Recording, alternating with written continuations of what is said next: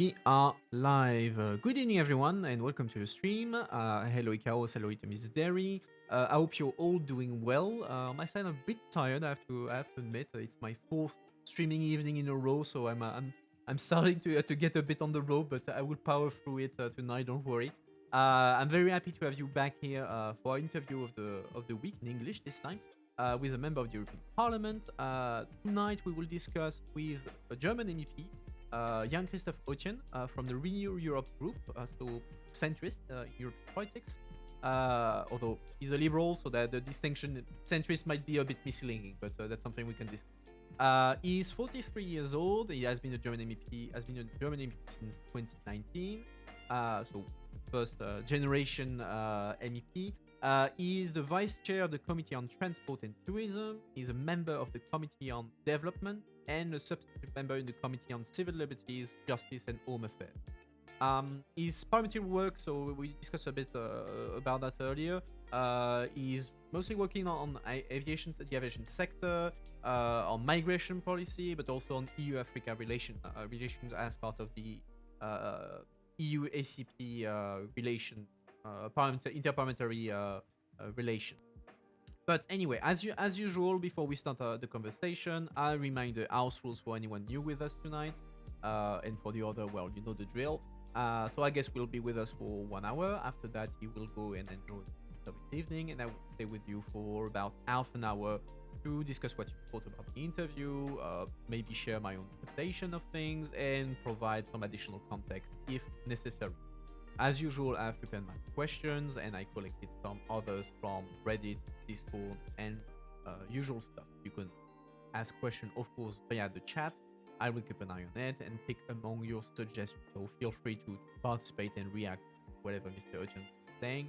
But as usual, don't spam and stay civil about it. The goal of the interviews, of course, is for you to better understand what the are doing in the parliament, what are their priorities, some of their opinions on the EU in general.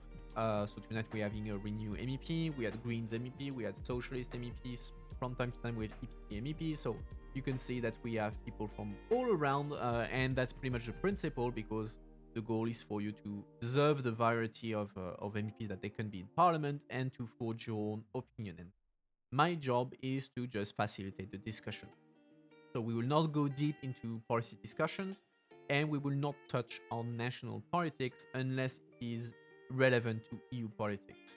And I insist on that, since we all know that the German elections are this Sunday. So let's try at least to keep it European or link it to the EU if possible. And keep that in mind as usual when asking your own questions. So without further ado, let's dive into this. Good evening, Mr. Oetjen, and welcome to the stream. Thank you again for coming tonight. You may have heard already me explain it to the viewers. The goal of tonight is to put faces on the European Union and to get to know you better tonight. And well, as a member of the European Parliament, you represent citizens, though that's pretty much your job. So perhaps to start off our discussion, could you briefly introduce yourself to the audience, and then we'll pick up from there with the question. Yeah, happy to do so. Thanks for having me tonight. My name is Jan-Christoph. I'm a German MEP, as you already told.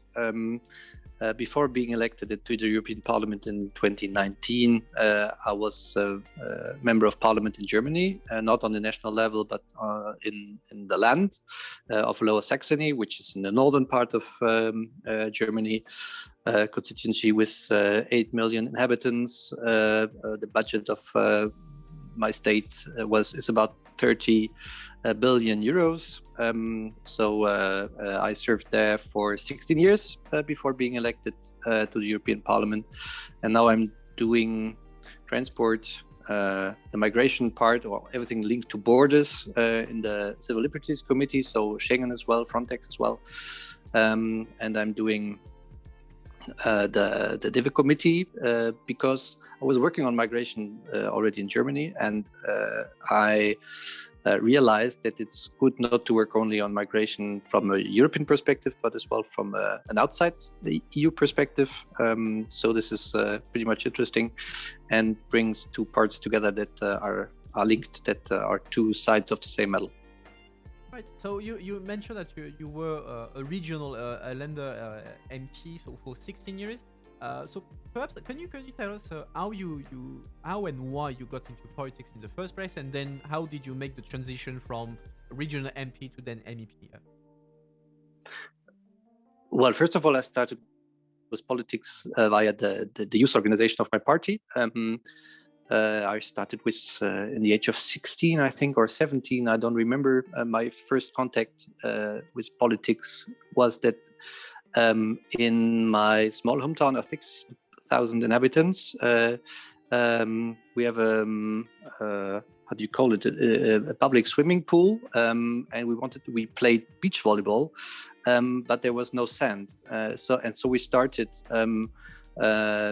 gathering signatures from people that asked with us to have sand. And a couple of months ago, next season, we had sand. So for me, this was the first contact to politics, and for me, the triggered something that if you do something, it changes things, and this is pretty much interesting. So I started politics then with the youth organization of my party. Had the very much luck. Was elected at the age of 24 to the parliament, because we had a very good result, and then probably I did a good job because I was re-elected 4 times. So 3 times this was my fourth mandate, and then one day my predecessor, which was Gesine Meissner, who already worked in the transport committee for my party, she said that she doesn't want to get re-elected in 2019, and so I made the bid in my party, because after, let's say like this, after 16 years in the same parliament, there are a lot of discussions that you have already done twice or 3 times, and so I wanted to start something new. My wife is French, so there was pretty much clear that the European level would be interesting for me. Okay. And how did the transition between regional MP and then MEP happen? I mean, was it something? Was the difference big? How was the transition? Well, the European Parliament is not comparable to a regional parliament. From on the one side, it's the international context. I was pretty much tired every evening when I started my job in the European Parliament, because I spoke English all day, which was not normal for me. But it worked smoothly because I have a good team of assistants, and some of them I knew before, some of them I knew the Parliament before, the European Parliament before, so that helped a lot. I mean, I rang my assistant when I was lost in the Parliament. I rang her, and she told me, "You have to go there and there, and then what do you see?" But it. Yeah, the first day when I got my badge and coming into the Parliament is something great, and I think everybody who has this feeling, I'm working here now. This is something very special. But the transition was quite smooth. I mean, the job is different, and the agenda is full in the European Parliament. And honestly, seen from today, I would say my job in the regional parliament was a half-time job, which was not for sure, but everything's bigger and it's different. But it's difficult to explain, to be honest. Yeah, it's I get what you mean, because I've worked there, but I see I see where it's an experience. It's a life experience, definitely. So let's dive a bit into your specialty. So you already mentioned that you work on pretty much everything related to borders. If we summarize it through Tram, Libe, and even DEVE. But perhaps I would start with your work in the transport committee, because I think you're the first MEP from this committee, and you're vice chair of this committee. So perhaps can you tell us a bit why is the EU working on transport? What what can the EU do on transport? Cool. Hmm.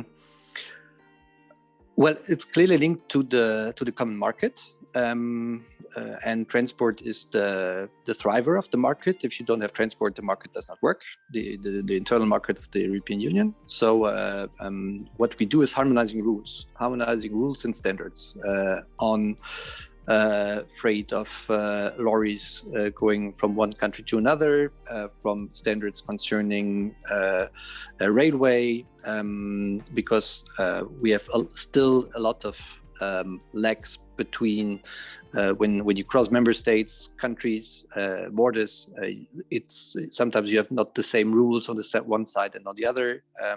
These are maybe technical or legal. So it's about harmonizing and facilitating transport inside the European Union. This is the focus of the Parliament, of the Trend Committee.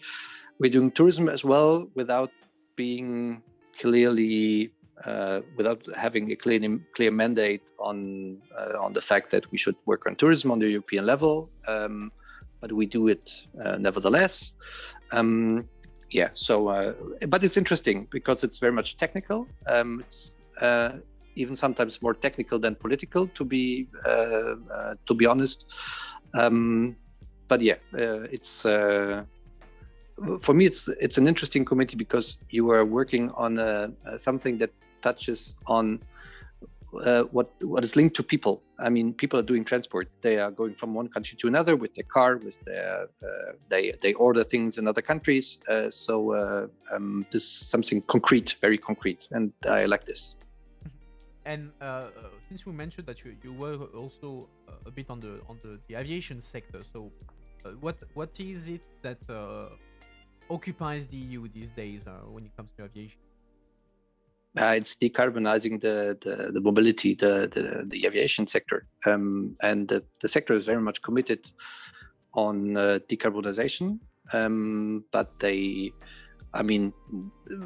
think everybody understands that we will not fly from Europe to the US or to Asia with batteries. This does not work. From a technical standpoint, this does not work. Even if you wish to do it, it will not work. From today's point of view, we don't know how technology evolves, but so we need alternative fuels for the aviation sector, by the way, as well as for the maritime sector. And so this is what we are working on a lot. And so this comes to the Green Deal and everything which is linked to that. And sometimes we're worried in the Transport Committee because in the Envy Committee, they always discuss about goals and they make plans, etc. But I have the feeling that they are missing the concrete actions, and that sometimes the things are linked. Perhaps it's a misunderstanding of their work, but when you want to decarbonize an economy and the transport sector, you have to make it possible. And for some transport modes, it's only possible with alternative fuels. And so in terms of possible alternative fuels, since we can't run on batteries, what are the possible options today? You can work with e-fuels, so fuels made out of electricity, but this is not the best option. The best option at the moment, the cheapest option, is to create fuel out of waste, out of forest residues, out of used fats, etc. And there are companies doing well on this, but it's not in a big scale at the moment. And so we need to ramp up production in order to have cheaper prices and in order not to fly for, let's say, too much money from one point to the other. Yeah.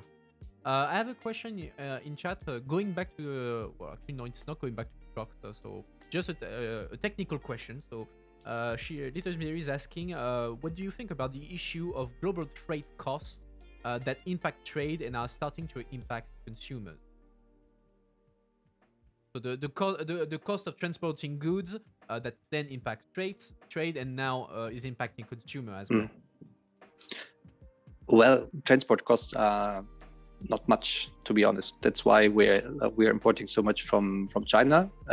With decarbonization, the transport cost will be higher, but even if you add high volumes of transport costs on goods, the price of the man who does the product is still the most important. So I don't think that will have a lot of influence, that the price of the transport has a lot of influence about the consumer's choice concerning the price. You can work with labels saying this is made in Europe and with our social standards, etc. And we have, within our trade policy, we have to include those European standards. But at the end, we know from a lot of polls that people are choosing mostly about the price, and so transport will not have an important factor on this. I have Alexi Brussels asking, where do you think we will stand in 2030 when it comes to alternative fuel, in terms of percentage of the global demand? I don't know, because it depends a lot on the regulation we are discussing at the moment. You know that the ITRE committee will be in lead for the Renewable Energy Directive, and so it depends on the annexes and which ingredients, let's say like this, are eligible for alternative fuels. This is one point. The other point is, do we manage to have a strong mandate on blending for aviation fuels and for the maritime sector, or do we stay with the not so ambitious mandates proposed by the Commission? So there are so much questions that I would not give any guess about this. It's still up in the air. I had a question also on the Fit for 55 package, that the big environmental commission package. So, what do you think about these proposals? Do you think that it will help achieve the goal for reducing emission? And in the end, how do you think it will impact the EU citizens? Because one of the aspect that one of the polemics we hear about that is a fear that the EU policies for reducing emissions would impact the consumer and end up in a bit with a movement like the Gilets jaunes we had in France, which started from taxing fuel for regular consumers. That's interesting. I had a discussion at the APU last week in Strasbourg, and the French colleagues asked me the same. If we fear in Germany that we have a Gilets jaunes movement in Germany, and my reply was, no, the Germans, they prefer to stay at home instead of going into the streets. But to be honest, yes, it will impact people, clearly. And this will cost money, and if you see the electric cars that are produced at the moment, these are high-end cars mostly, and those who buy it are people that are able to buy them, and we have still an unclear answer on what do we do with the cars that are on the market at the moment, because yes, we use them. I mean, I'm coming from Germany. In Germany, kind of every 5-6 years, you have a new car. But the cars that are not longer used in Germany, they go to Poland or they go to Romania, etc. They are used 2 times, 3 times, 4 times, and they live for 20 years, 25 years, kind of. Probably not all, but a lot. And we have no answer on how do we help people that are in need of those cars, and how do we make it cheap, or let's say not cheap, but affordable, for all of the European citizens. So this will affect people. From my point of view as well, it will be a question of there's difference between cities and countryside as well. For some points, it's easier to use electric cars in the countryside. Because you have more space in order to do the plugins, etc., etc. In the cities, this is more complicated. But on the other hand, in the cities, you have more public transport, so they have other advantages. But the mobility part of the package will pretty much reshuffle, from my point of view, our approach to mobility. We will have more shared mobility, which is a good thing from my point of view. We will have more new forms of mobility, and so this makes the thing very interesting. Okay. So moving away from the Tran committee and diving into the Libe committee. So in there, I mean, migration policy is a big thing in Libe. Yesterday we discussed with one of your French colleague Sylvie Guillaume. In Libe, what angle do you follow on migration policy, on border policy? Well, it's good that you discussed with Sylvie yesterday. This is pretty good. And from my party, or from the Renew group, we have two angles. The first angle, it's asylum and refugees, and there it's clear that we have to stick to human rights, that we need adequate accommodation for the people, that we need swift procedures with the right to appeal, etc., etc. That we do not accept things that are happening in Greece, we do not accept things that are happening in Croatia,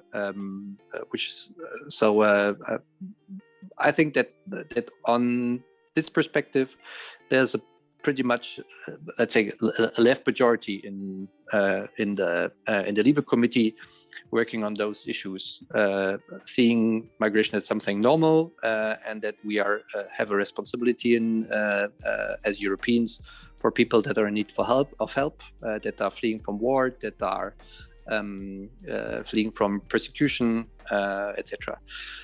So this is human rights driven, let's say it like this. On the other hand, it's clear that not all people that are arriving in Europe and claiming asylum are real asylum seekers, in the sense of that they have their claims granted, because there are a lot of people just looking for a better job. And this is nothing negative, to be very clear. My ancestors went to the US 100 years ago in order to find a job. And this is something very normal as well. The pursuit of happiness, of the search of a better life, of good income, stability, security, and this is part of the migration story as well. But those people coming to the European shores, claiming asylum, are not granted asylum because, why do they come? Because we don't have any rules on legal labor migration. And so this is the second angle. I think that we need a lot more legal pathways for labor migration. We are in need of labor migration in Europe. Sure, there are countries with a high rate of unemployment. In Germany, we have regions with 2%, 3%, 4%, where the companies are lacking people that are willing to work. We need labor migration if we want to assure our let's say our status of life, the prosperity of the European continent, and we need to have more legal ways. That's why I'm pretty much interested in the proposal of a European talent pool where people can apply for coming to Europe. And I think this is a good way, and we have to accept that on the one hand we need labor migration, but on the other hand this is something positive which brings us a positive influence on an economic base, but on a cultural and social base as well. Okay, and I think still on this two angle, I have two questions, one on each angle. On the first angle, so the let's say the human approach on when it comes to migration. So you mentioned Greece. I imagine here it's more for clarification. Are you talking about the conditions in the camps in Greece? Are you talking about the whole polemics about the so-called pushback? So either the Greek authority and maybe with the complicity or the silent approval of Frontex. What is your opinion on that? Well, I'm talking about all of that. I mean, pushbacks are clearly illegal, and we should not accept that any EU member states does this. First point. Second point, accommodation of asylum seekers and the length of the procedures is not acceptable. What makes me really angry is that the Greece authorities, that the Greece government, does not ask for European help. Because I mean, we have the tools with EASO, and we have the funds that would make it possible to have better accommodation, to have swift procedures, etc. But the Greek government uses the situation on Lesbos on the one hand, and the length of the asylum procedures in order to show people, the refugees that are not yet in Greece, in order to show them, don't come. It's not nice here, and if you come, you're not treated well. And this kind of politics is something that I find disgusting, and that I find unacceptable for a member of the European Union. And do you think the EU and notably Frontex, so the agency in charge of borders, is too soft on this issue, or is closing its eyes, or how do you think the EU should deal with that? Well, difficult. On the one hand, I've been in several countries where migrants from Eastern Europe come to from Turkey come to Eastern Europe, in Bulgaria, Romania, etc. And when I see the border guards, sometimes I thought that, well, it's good that there's Frontex as well. That there's not only the, let's say, Bulgarian one. Bulgarian stays random for any other country because the Bulgarians are not better or worse than others.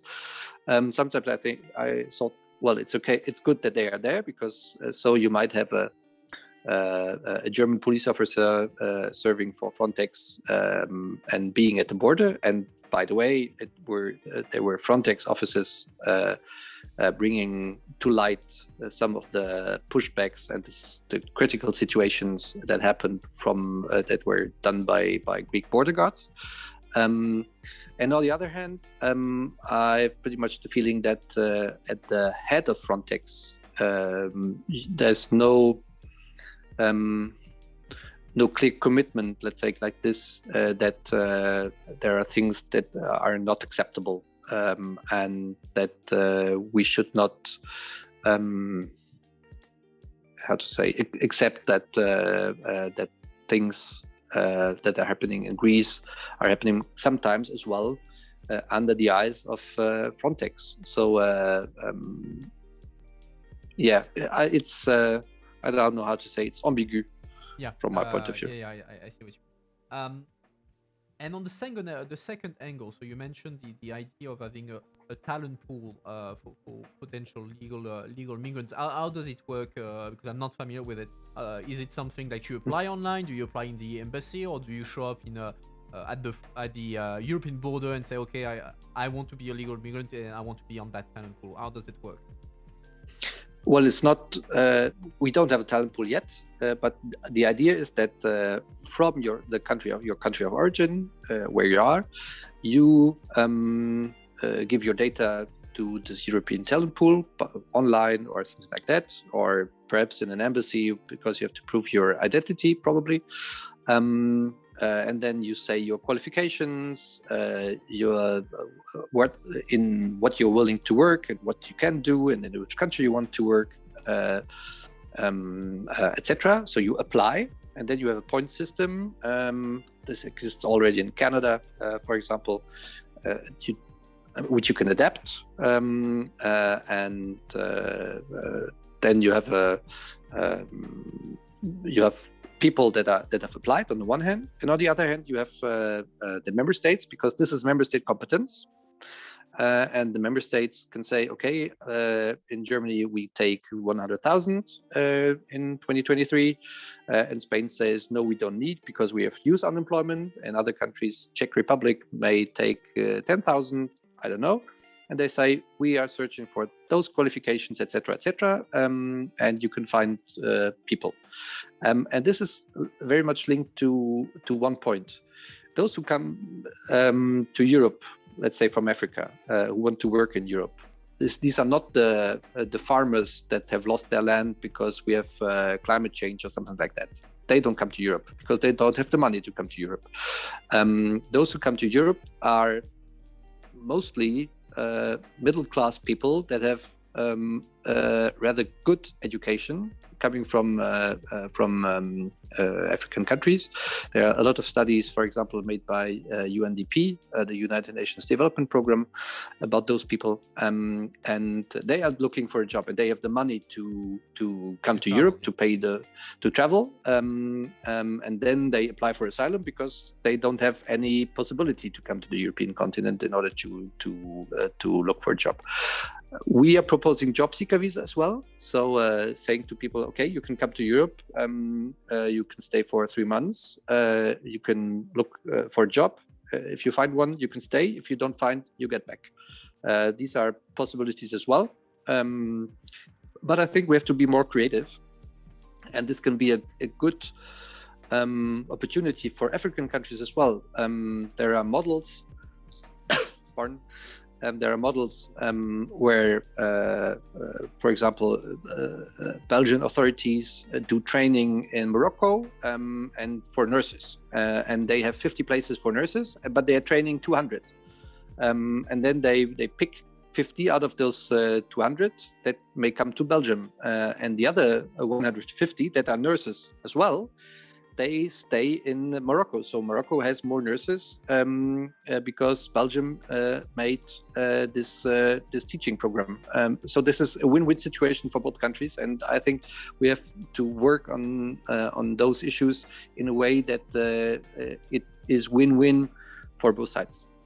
And still on this question of the workers, I remember a few years ago when in the aftermath, so to say, of the 2015 refugee crisis, where people came notably in Germany, following the Wissenschaftsdas call of Merkel. There was a study that showed that qualified people indeed show many of the Syrian people who claim asylum, ask asylum in Europe were qualified worker, but on the other end that they were not ready to work in Europe because they realized that while they were qualified people, they were not reaching the level of qualification, the requirement of the quality of work that was required from equivalent German worker or French worker or whatever worker. So there was a problem of equivalence of competencies. Is that something that that needs to be worked on? Is that something that only you need to do that already at the time of the talent pool? Does that need to happen when you arrive in the member state, and it's up to the member state to say, okay, now I need to get you up to speed? How do you think it should be dealt with?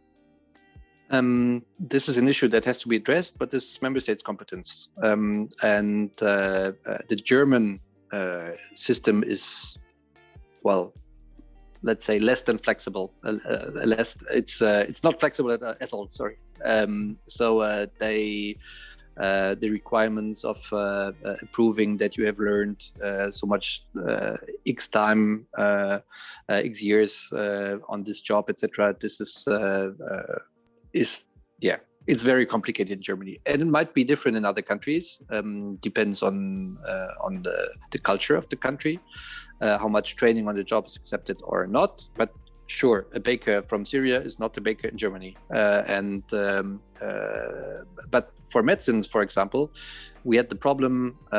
There were a lot of medicines, by the way, that came to Germany, Syrian medicines, within the refugee crisis, and a lot of them were not allowed to be a doctor because they did not do enough years of pathology during their Syrian studies.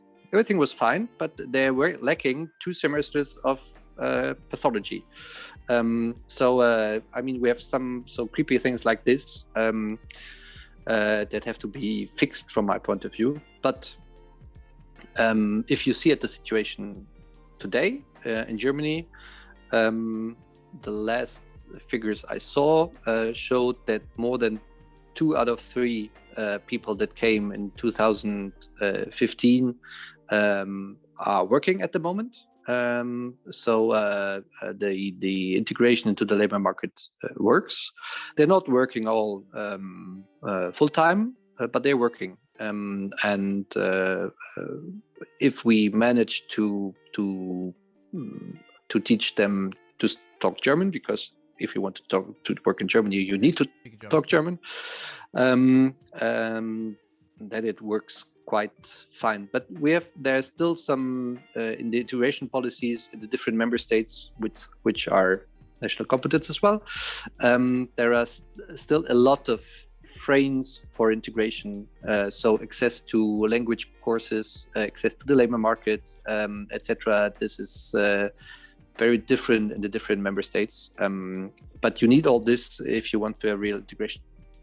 And still on the question of migration, but we talked about the EU perspective, and you mentioned that through your work you also work on the other perspective, so the perspective of the countries where some of the migrants are coming from. So when you exchange with your African counterparts, how do they approach the migration of their own citizens to Europe?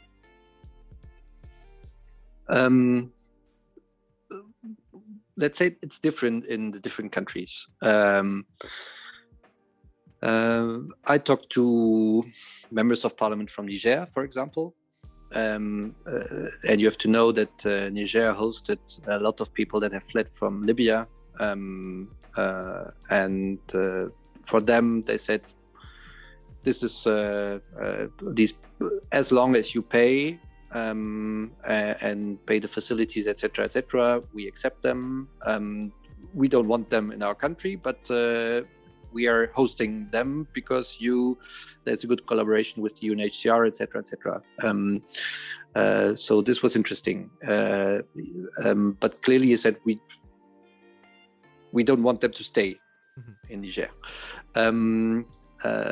And others, I talked with people from Nigeria, for example. They told me, well, it's not a problem that those people are leaving, because we have enough young people in our country, and we cannot feed them all. So it's good that they leave to Europe, so they can send money afterwards. They can work there and they can send money. And when I asked, yes, but they applied for asylum and they have no right of asylum, and so you have to take them back because they are your people from your country. They said, yes, but we don't need them, so we will not accept them, and we will not have cooperation on return. We don't need them. And so this is, you have discussions like this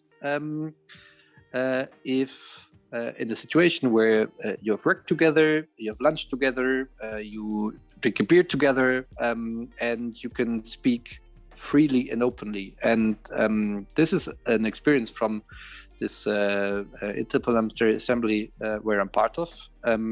Something very interesting, because in the moment where you are not in a, let's say, in a meeting or in a negotiation room, where you discuss policies, etc., and everybody talks for his country and has official standpoints and notes prepared by the ministry, etc., and all those stuff.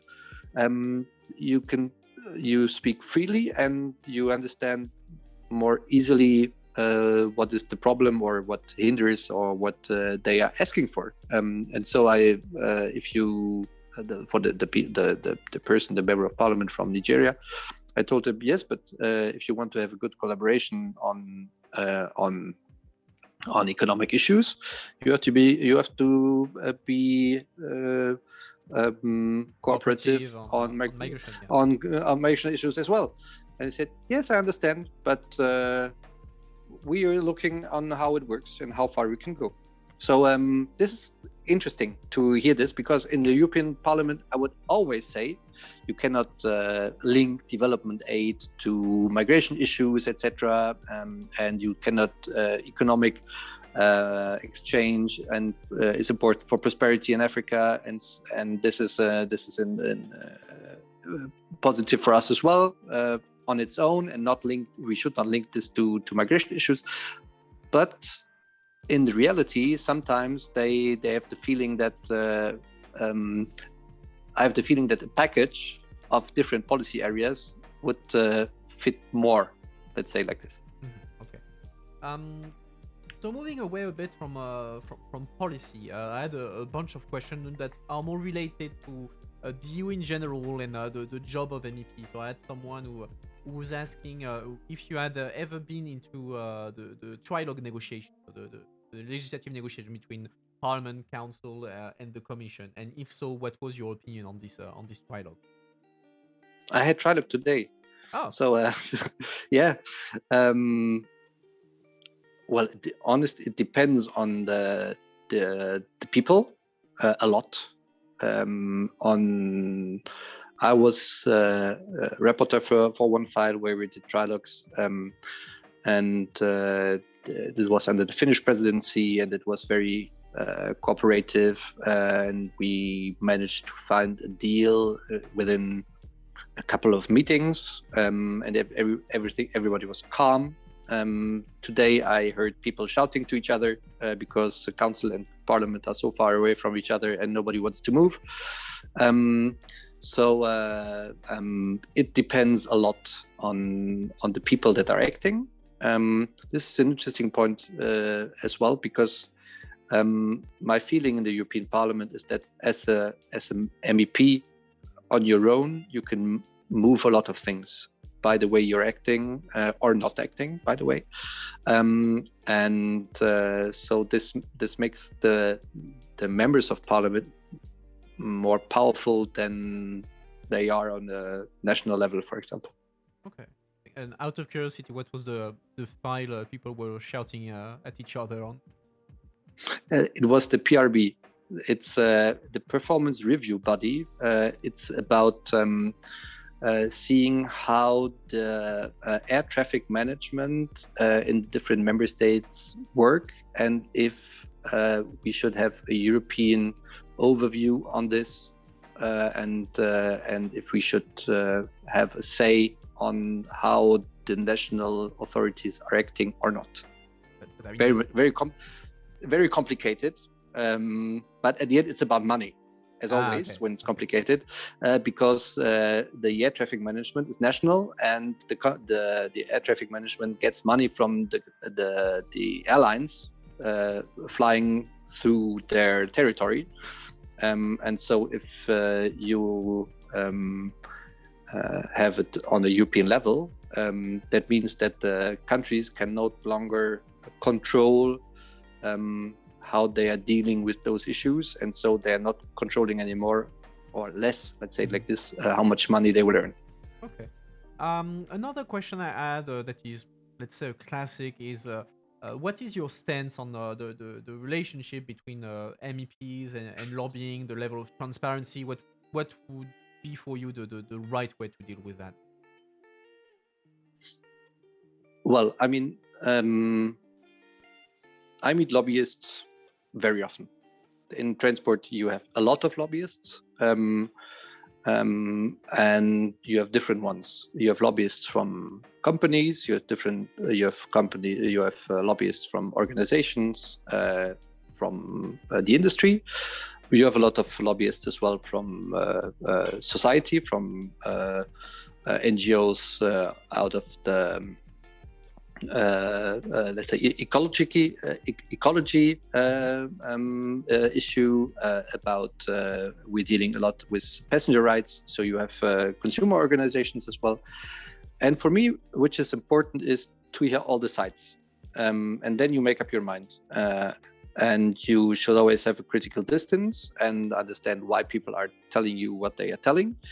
I would, from my point of view, would never accept that somebody from outside writes amendments or something like that. I mean, we all receive them because they are pre-written and they send them out to every MEP, hoping that somebody will table them. But I do not do this personally. And then you have to be transparent on the issues that you are dealing with, where you are a rapporteur, shadow rapporteur. Me personally,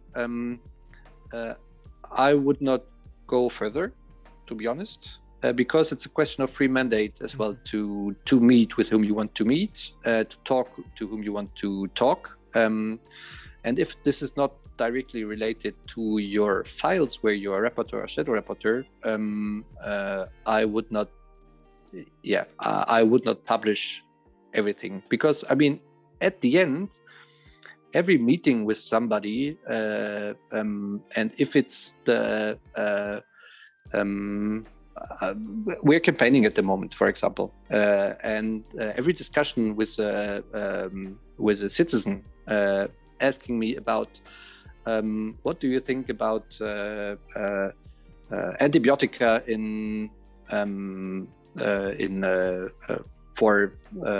for animals, which was a discussion we had in the last plenary.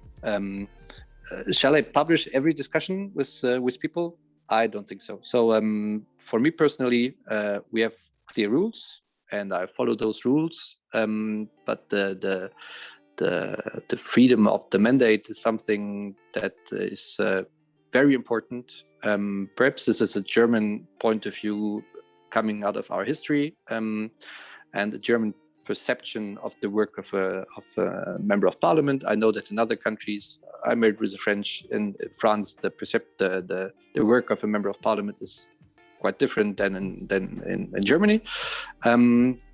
But yeah, I think this freedom of the mandate is something, I would even say, holy, untouchable. Very interesting. This time we're going to talk a bit about your group and your party. So the Renew and the place of your party, the FDP, inside it. So one person was saying that the FDP is strongly dominated by economic liberal policy, while other European parties inside Renew are more socially liberal or conservative liberal. So they are. It's no secret that Renew has a lot of different branch that are sometimes makes difficult discussion within Renew. So the person was asking, how are compromises found between these different branches of Renew, including FDP? Well, first of all, probably there's a misperception of my party. Sure, economic liberal values are very important, but I would say that in the last years, this became, I would not say less important, but other issues became important as well. So, I mean, there are a lot of social issues or societal issues like gay marriage and adoption, like the legalization of cannabis, which are my party line, that are like, for example, being open for migration, which are not so much linked to classical economic liberal parties. I would always say my party is a fully fledged liberal party. So we are for societal liberty and for economic liberty. And this makes us different to other parties in my group. Clearly, there are social liberal parties, and there are more conservative liberal parties. There are the French centrists that are, not economic liberals, clearly, which is kind of part of French culture, by the way. This is not their fault. Let's say it like this. So what we are doing is discussing, and we have a good culture of discussion in the group, and we do this regularly and with clear working methods. And most of the time this works, and we find compromises. Not always. Sometimes we vote differently, or we say that we have a free vote in the group, so we work without a group line. But the coherence of the group in the voting in the plenary is quite good, better than in other groups or comparable to the other big groups. So yeah, this works fine. In the end, it works. In the end, it works. Sometimes but it's a lot about perception as well. I mean, I had once a discussion with two French colleagues, both of them in my group. One of them working with me in the transport committee, the other one in the Liebe committee, and they were discussing about, am I on the left wing or on the right wing of my group? And the person from the transport committee said that I'm on the right wing because it's economic issues, etc., etc. And the person from the Liebe committee said that I'm on the left wing of the group because this is about civil liberties and migration, etc. So clearly, I would not say that my party is. On some issues, we are in a minority. My group now.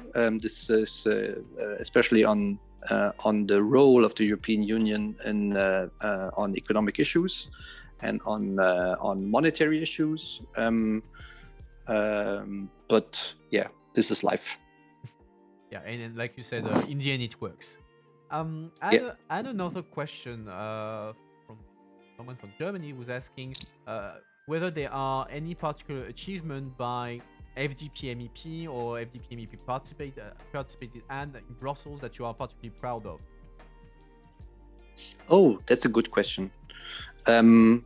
This is so difficult to say with this pandemic where we worked so differently.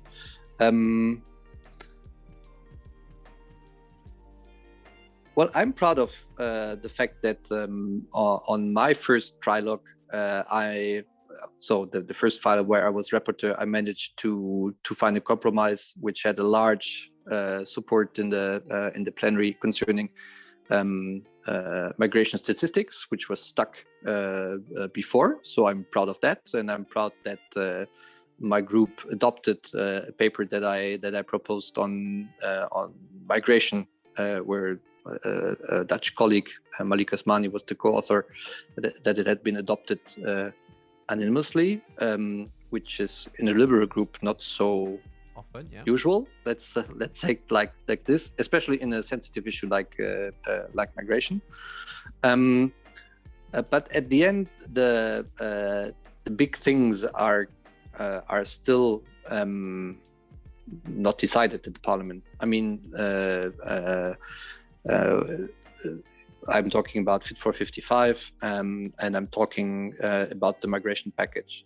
But the one thing I would say we really played a key role is on the question of the conditionality of rule of law. My colleague Moritz Körner, who works in the budget and in the Liebe committee, was part of the negotiation team with the council. And it was a lot of work in order to have the group stick together on a hard line, not willing to compromise too early with the council, as this was proposed by the EPP and the Social Democrats. And so having had a hard line on this made us achieve those new tools that are now triggered by the Commission towards Poland and Hungary. And so this is something where I'm very proud, because this is clearly linked to the fact that we pushed hard, and my group and Moritz personally pushed hard for having a hard line in the group, where there were others that were not willing to have such a hard line. And at the end, we achieved this compromise with the budget. Okay, interesting. And final question on more the German thing with the big event. So, as we know, the German election will take place this Sunday, and the current German Chancellor Angela Merkel will leave. She is currently seen as the most powerful or influential EU leader, to the point that some of her used to call her the Queen of Europe. So, do you think that the change of Chancellor after Sunday, I mean, once there will be a coalition, will result in a weakening of the German influence in Europe? Or do you think that the German influence will stay the same? Difficult to say. But first of all, we will have a change, and after 16 years, first it's good to have a change, and on the other hand, this will shake things up in Europe as well, because it's between European leaders. It's very much on personal feelings and how do you work together as well, and we need a strong French-German couple in order to move things inside the European Union. And let's say it like this: next year we have elections in France for the president, and probably there will be a kind of gap for this time until we have the new couple. Let's say it like this. Will there be less influence for Germany? Probably not. There will be less influence for the EPP, that's for sure, because Angela Merkel was the most powerful EPP leader. And if we will get a social democratic chancellor, which is not sure, but seems to be likely, let's say it like this at the moment, the EPP has not any powerful head of government anymore. So for me, this is the most important change because this changes the setting in the council. Let's say it like this. And if then the new German chancellor and Emmanuel Macron work good together, this can bring us good things, because Merkel was hesitating. Let's say it like this. She never decided quickly, and we don't need this hesitation anymore. Okay, that's very interesting indeed. And not the final question yet, but the one before. If you could change something in Europe, or in the way that the European politics work, what would you change and why?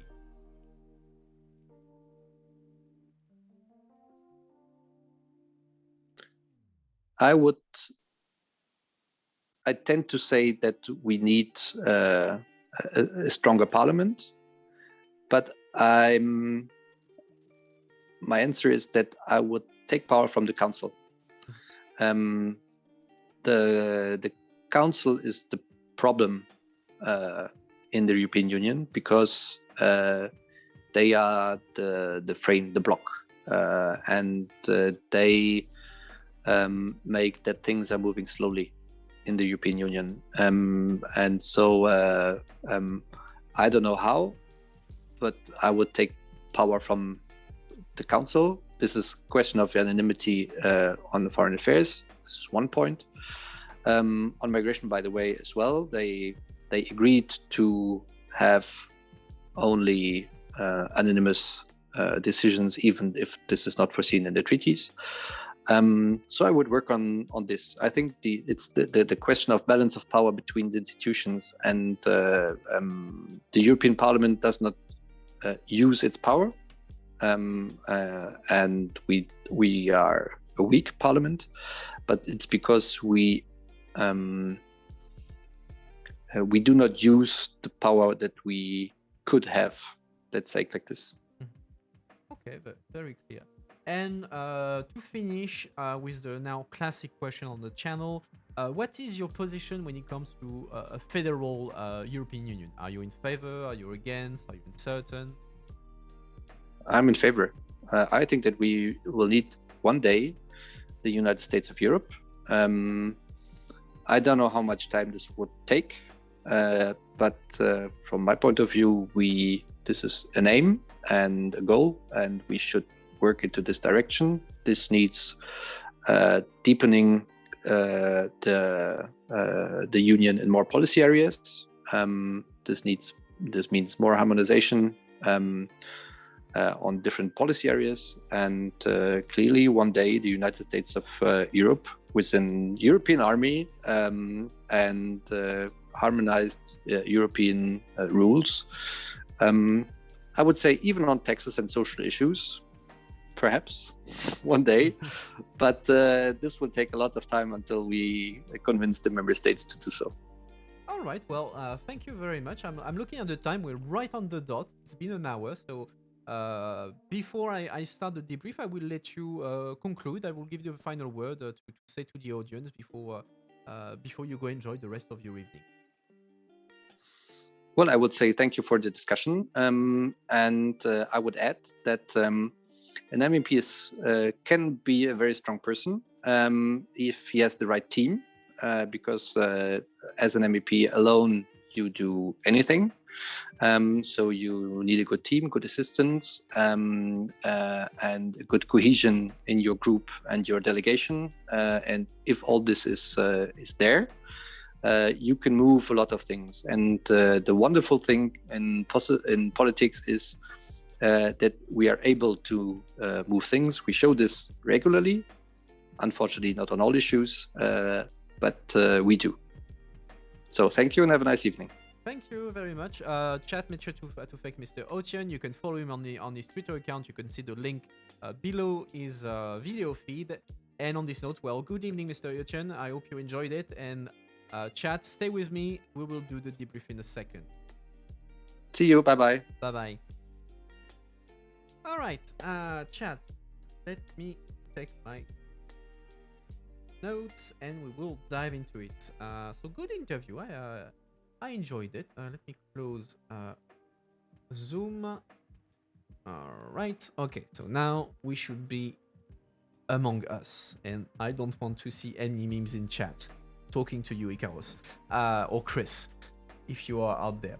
So it was funny. It was cute to an extent because you can. He mentioned that his wife is French, and you can hear when he speak English that sometimes he's using the French word. So instead of saying breaking, he said frein, which is a French word. So that was funny to see that we're not the only ones to use franglais in Brussels. Anyway, so let's see. What I don't have that many notes, but that will make for quite a few nice stories. So he mentioned that his first day in the parliament, he was getting lost. So that's an absolute classic. When new MEPs arrived, it's a given. You're gonna get lost, and even assistant, anyone who is new in the parliament will get lost. I mean, and usually you have to escort your MEPs everywhere for like about maybe 2-3 months before they start finding their bearings. But very often at the beginning you have your MEP calling you, say, I'm lost, I don't know where I'm supposed to go. And like he said, you say, okay, where are you, what building, what floor, what do you see around you? And it's taking quite a bit. And I mean, so that's Brussels, but it's also in Strasbourg, and Strasbourg is even worse because the building, it's like one of those architect building. The building is beautiful from the outside and in the inside, but it's absolutely a nightmare to navigate. It doesn't make any sense. I mean, I worked in the parliament for what, 6 years and a half. After 6 years and a half, there are parts of the parliament in Strasbourg I would get lost. I would seriously get lost. I would not be able to. Every corridor looks the same, exactly like Little Miss There is saying. That sometimes you have like a weird color code. So like one corridor is blue, one corridor is red. So it's supposed to be an indication whether you're supposed to go right or left. But anyway, the thing is a bloody nightmare, and I still get lost in the European Parliament to this day. I mean, when I had meetings in rooms that I did not know in Strasbourg, what I would do is the day before I would actually walk to the room to do some recon to make sure that I know where the room is, and that the next day I don't get lost with my MEP and look bad. Becoming a parliament tour guide because a decade and twice the IQ of a London Black Cub. Yeah, pretty much.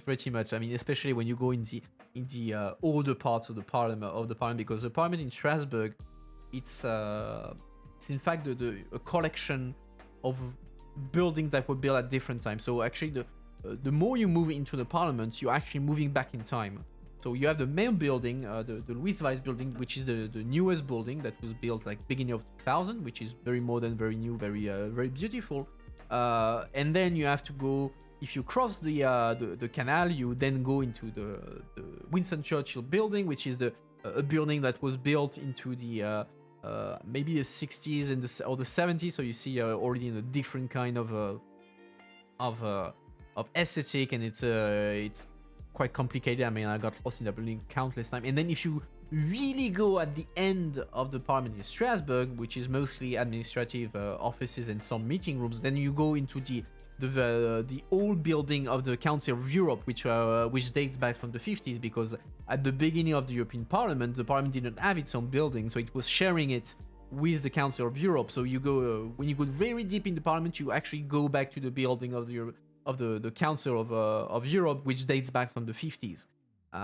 So yeah, it's a bit of a Back to the Future trip when you travel in Parliament, and it's a given. You will get lost in Parliament. You will get lost, and even after years of experience, you still get lost. So that's part of the fun.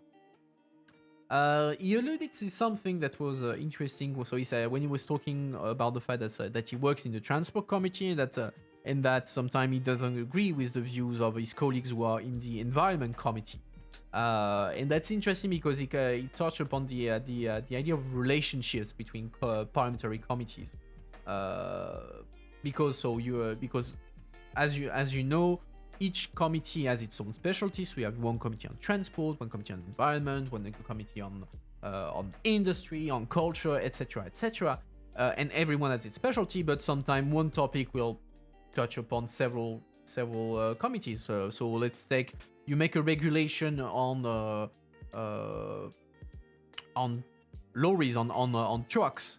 The file will be interesting for the Tran committee, of course, because we're talking transport policy, but also on the for environment, because you will have the aspect about pollution, this sort of thing. You can even have you can even impact the industry committee, because it's an industrial sector, the impact on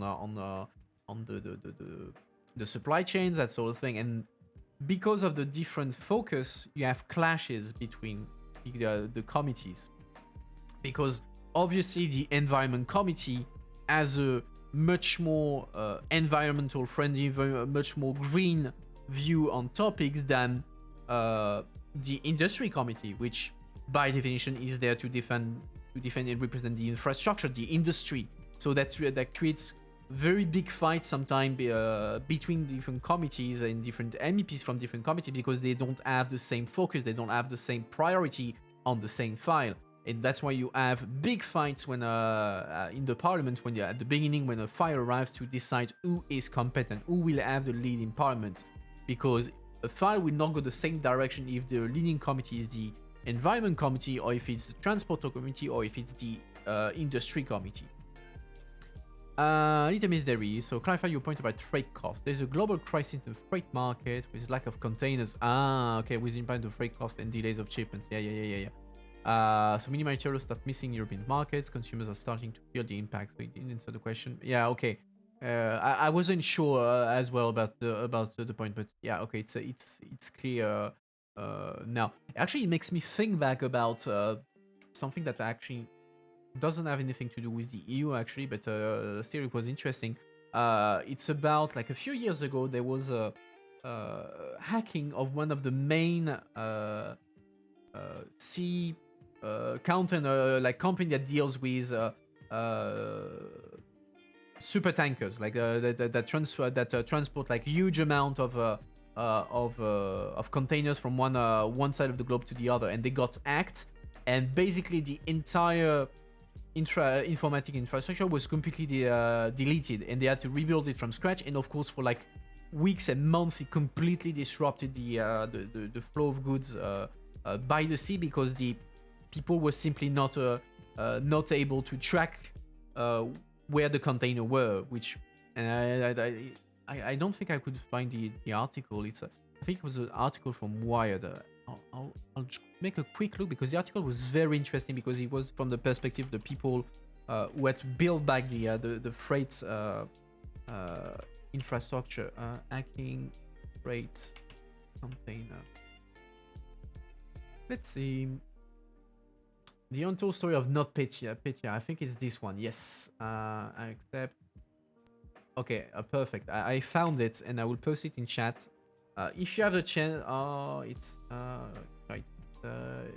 It's paywalled. God damn it. But at least if you're interested in the topic, look for stories behind the NotPetya virus, and it's very interesting. The impact of shipping containers. Ikaos, from less than 3k to over 20k for a container of shipment, for instance. Your girlfriend works for IKEA. Okay, not at all a Nordic stereotype. Can sell lots of large volume stuff because. Oh, okay, interesting. That's actually quite interesting. It shows that everything is linked.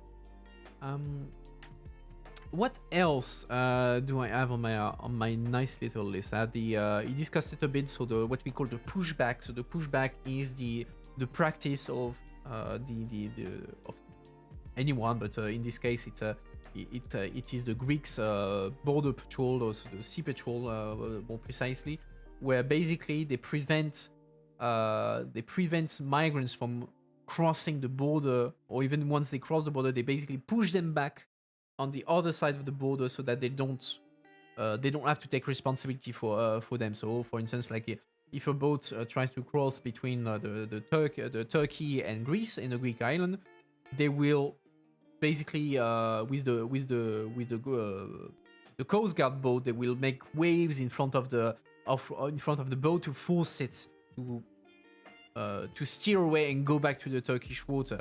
So that's what we call a pushback, which is illegal, of course, under international law and European law for that matter, and creates a lot of polemics about whether these pushbacks are either the incident or whether they are like widespread, and whether the EU through its border agencies, so Frontex, is pretending it doesn't happen. What else do I have? He talked a bit about something we actually never mentioned on the channel, and we don't talk about it in interviews, is the interparliamentary delegations. So actually, let me do a quick thing there. Give me a second. I will show you what I'm talking about. Jan-Christoph Oetjen. Up. I'm gonna switch you for a second. Up. I'm gonna bring up the browser. There you go. Okay, so that's the parliament page of Mr. Oetjen, and you can see that in his position, you can see that this delegation. Okay, I'm putting it in English because in French that's not gonna be very helpful for you. English, please. All right, so you can see delegation to the ACP-EU Joint Parliamentary Assembly. So what are those things? So these things are delegation for relation with the Maastricht countries. So here it's what the MP is doing. That is committees. So Tram, DV, that's where you have the normal parliamentary work.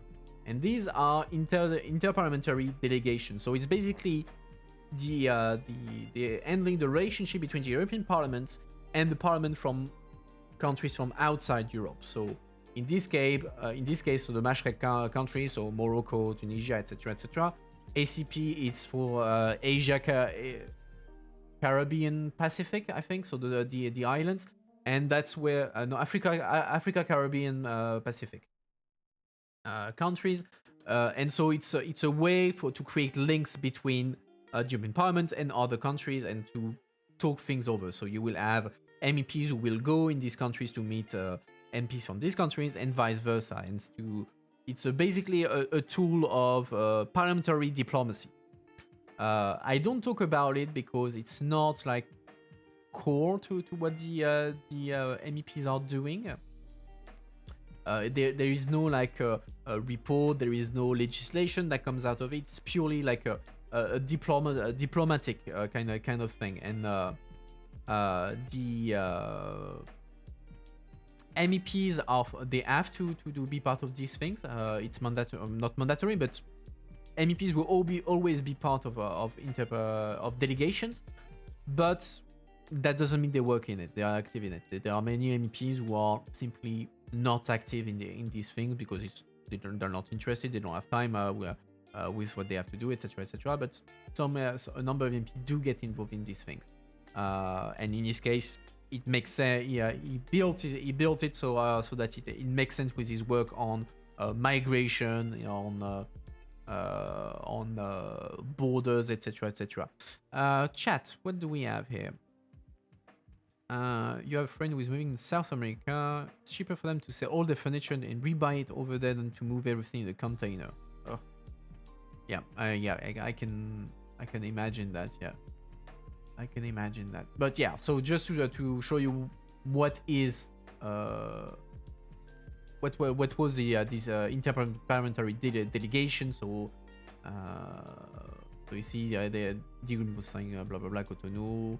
Okay, well we don't care about that, but just to give you a bit of context and why I don't talk about it usually in the interviews, because not all MEPs are active in it, and it doesn't lead to any kind of legislation and stuff like that. Okay, going back to the chat page. What else do I have? We talked about lobbying. So he said that he meets lobbyists a lot, which is of course part of the job of MEPs, even if some like to tend the contrary. He talked about practice. That is that lobbyists send you pre-written amendments. So when MEPs work or when assistants work on the file, you do your own amendments, of course, but you can receive suggestions from lobbyists, from any kind of lobbyists for that matter.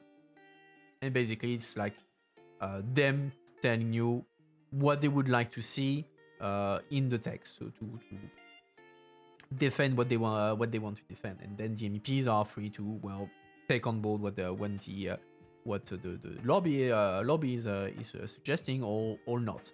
But like he mentioned, in a number of cases, these amendments will be sent to every MEPs because the interest of the lobby is to see its ideas being taken on board by as many MEPs as possible. So even if it's not a rule, it's not at all a rule. You still see MEP copy paste amendments from lobbyists for good or bad reasons. There can be good reasons to copy paste a lobbyist from an amendment from the lobbyist.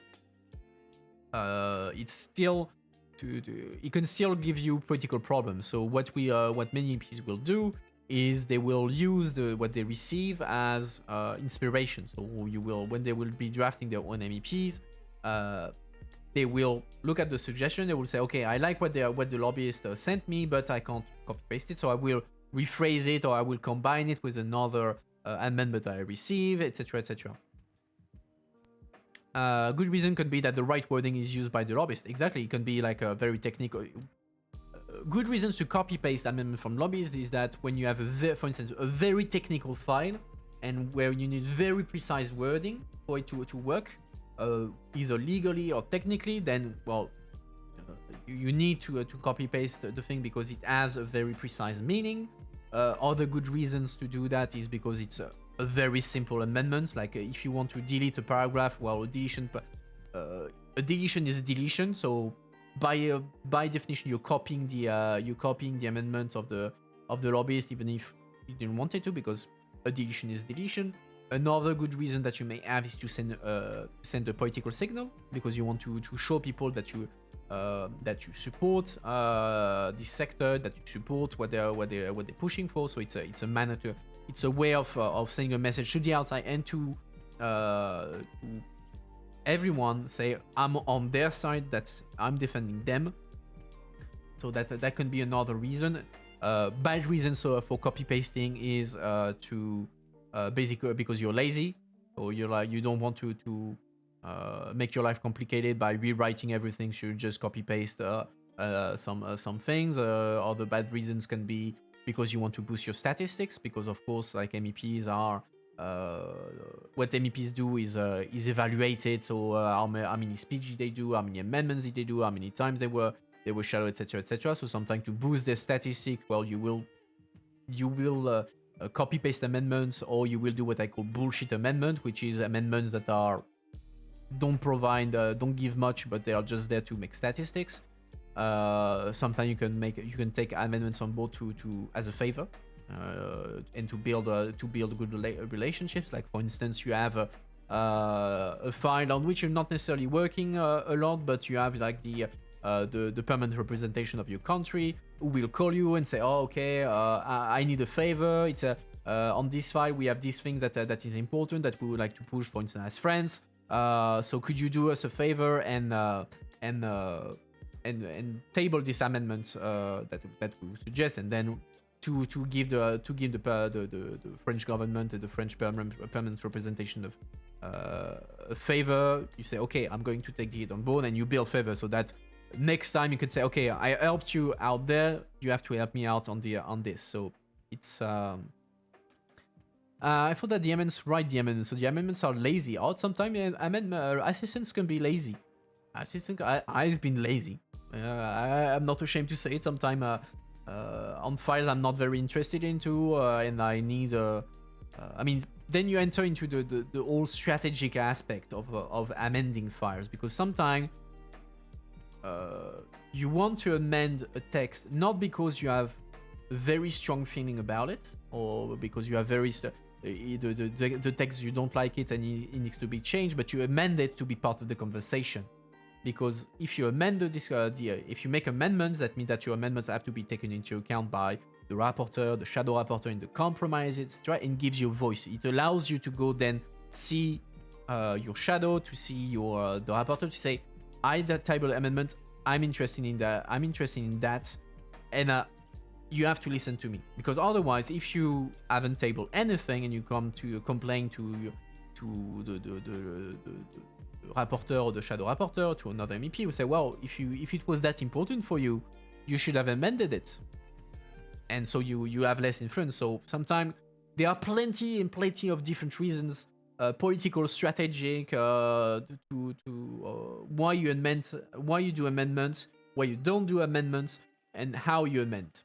So it's very interesting, but that's more strategic thinking.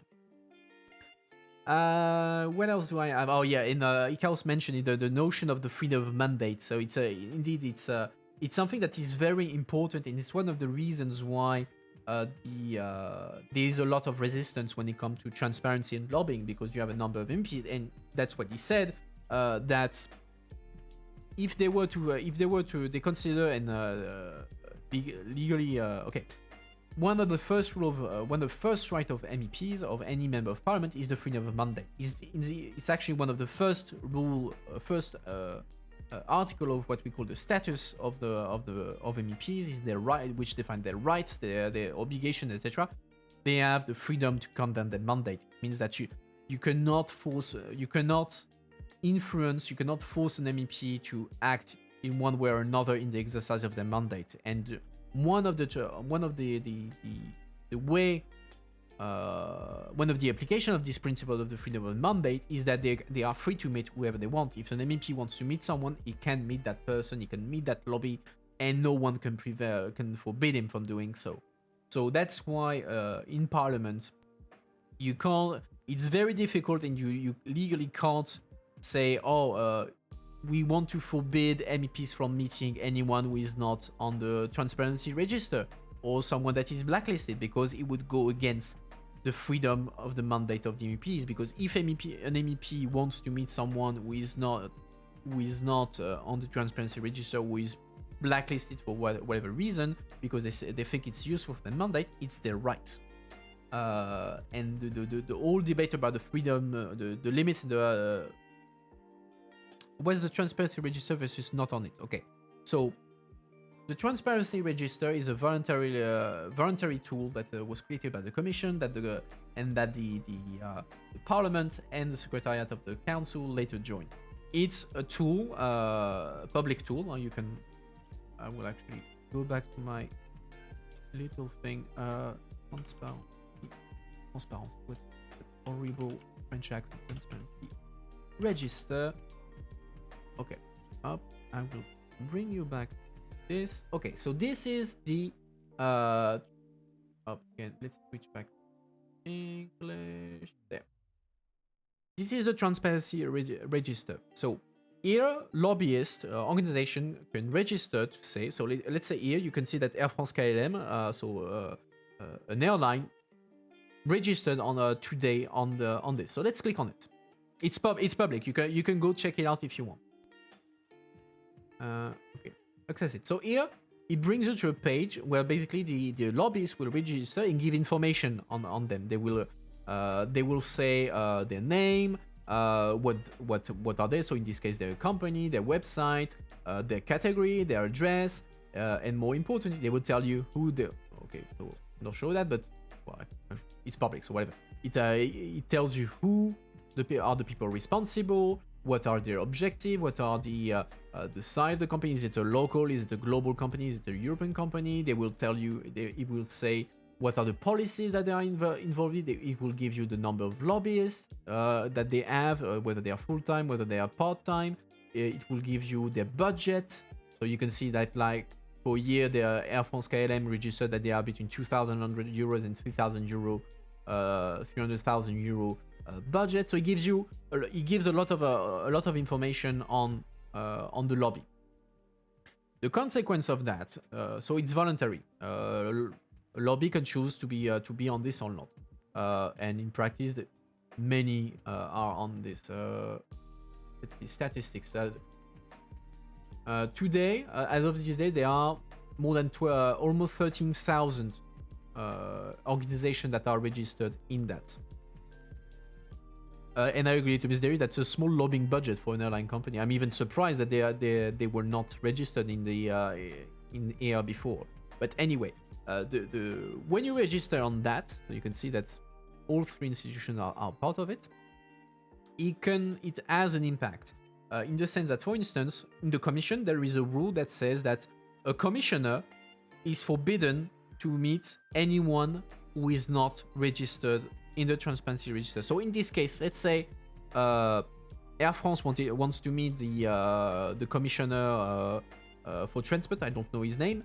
They will need to be on the transparency register. Otherwise, the commission will refuse. They are not allowed to meet anyone who is not on the register. Likewise, in parliaments, if you want, it's a recent rule. If you want to take part into a hearing, to be invited by a committee to speak on a topic, you have to be on the transparency register. But if you're not on it, it's purely voluntarily. It doesn't mean that you can't meet MEPs. Air France was registered today. Let's say that yesterday they met an MEP.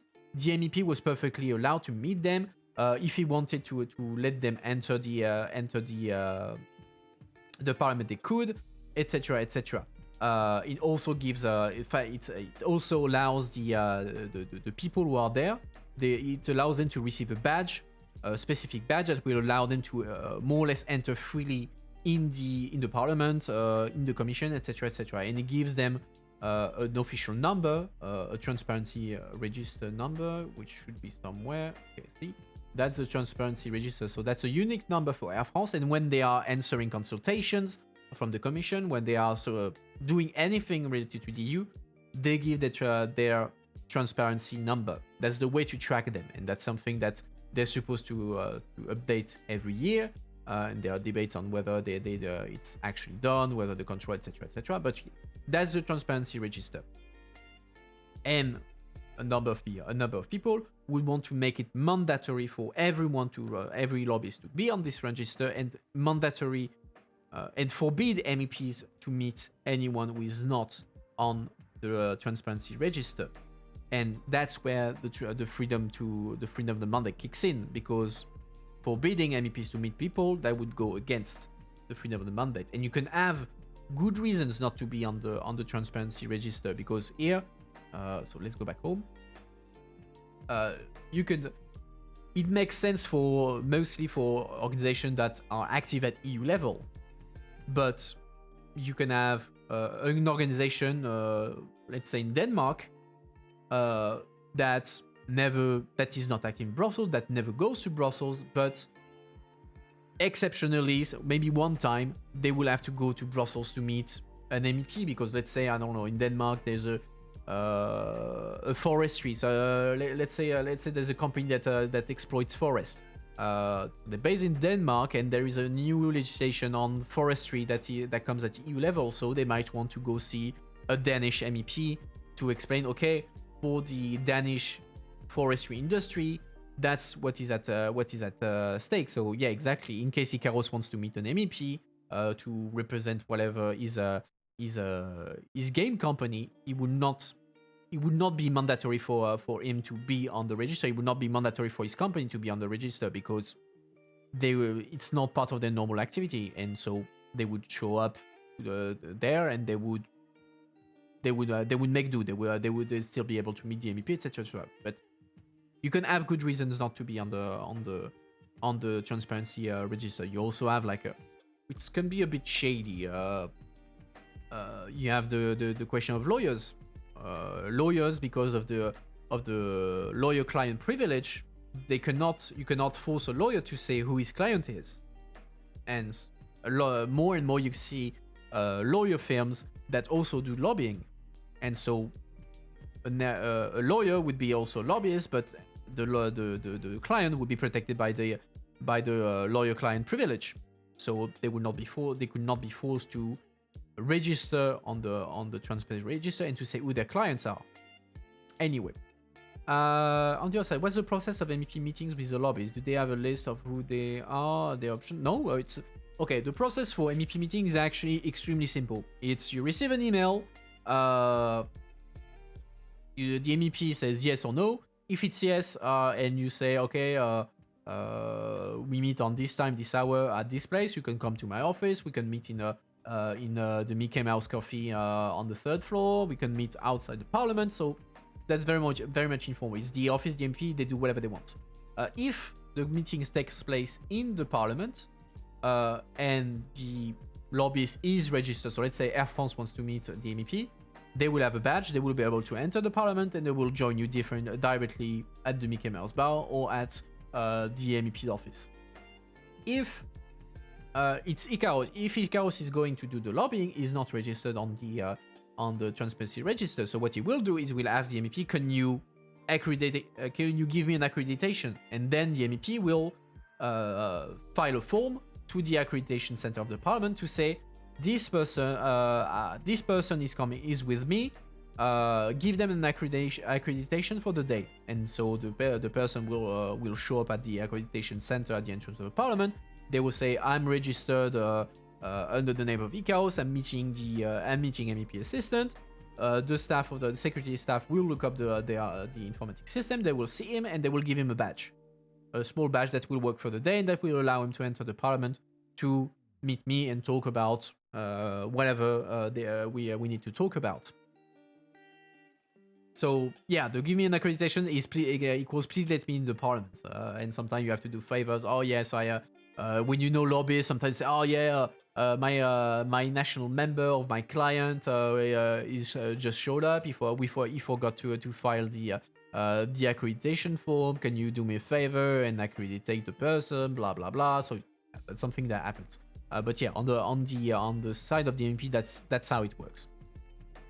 But yeah, all that to say that the notion of freedom of mandate has an impact on lobbying, and it's an interesting topic.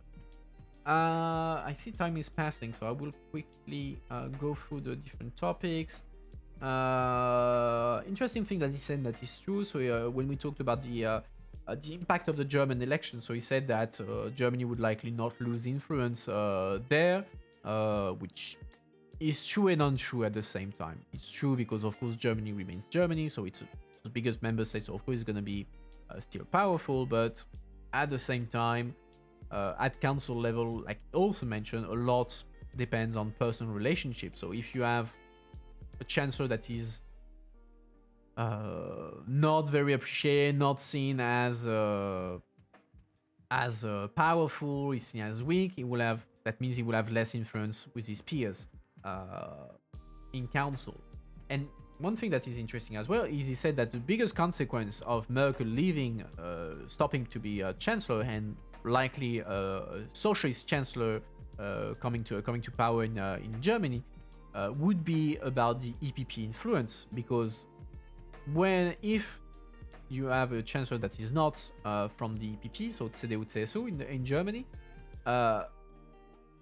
EPP will no longer have a prime minister, a EU leader coming from a big country.